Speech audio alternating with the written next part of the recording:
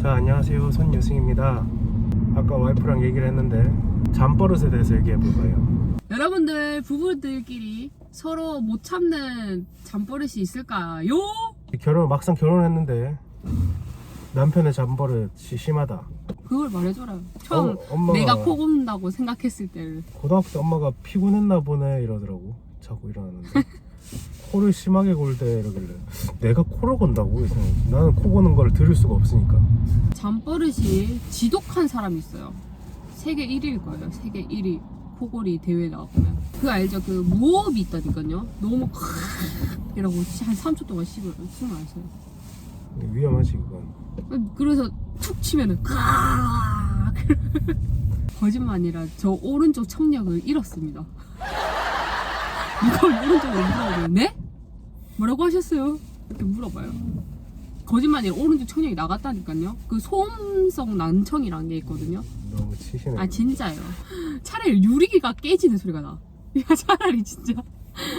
아니 밖에서 저 고음으로 막 그거 고음성인가? 그거 뭐라고 하죠? 그거? 소음공해. 아니 고음상해? 아니다. 고음성사? 막 소리 지르고 하는 거. 고해성사라고 하나? 아 그거 고성방가. 맞아. 아 근데 그 말이 기억이 안 났다 진짜. 고성방가 하시는 분들이 차라리 나아요. 사람이 제정신에 술 먹고 막 고성방가. 아니 사람이 제정신에 소리를 지르는 게 낫지 않나. 와 잠을 못 자게 합니다. 잠을 못 자게. 이거 진짜 심각합니다. 심각. 제가 옛날에 지금 폰 옮기기 전에 제가 너무 열받아서 음성 녹음을 했거든요.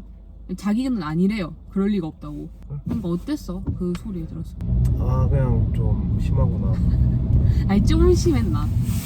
나는 근데 들리지가 않아. 아니 그니까 심한 게 어떤 정도 사이인데 만약에 오빠가 반대로 생각해봐. 오빠가 만약에 조금 코골이를 이제 고는 레벨이 있다 치면은 최상위 계층. 그러니까 코골이 정도가 아주 심한 정도. 근데 나도 이게 뭐 저도 이비인후과를 안 가본 게 아니야. 한번 가봤는데 그 왜 갔는지 이유 말해줘. 전 여친이 같이 자는데 너무 힘들다고. 아니 지금 전 여친이 이게 왜 나와? 정신 차려라. 정신 좀 내지. 이비인후과를 갔는데 어떻게 말했죠? 예, 이비인후과 가보니까 코골이의 원인은 이제 목젖이 늘어져서 잘 때 목젖이 숨 쉴 때 떨려서 목젖이 떨리는 거라 하더라고. 코가 이렇게 떨려서 소리 나는 게 아니라 정신 내지 오랜만.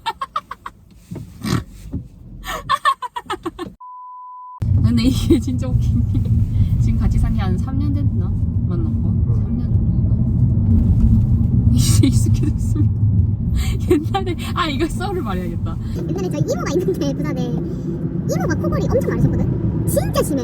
내가 어렸을 때부터 하니까 거의 초등학교 때부터 이모 부.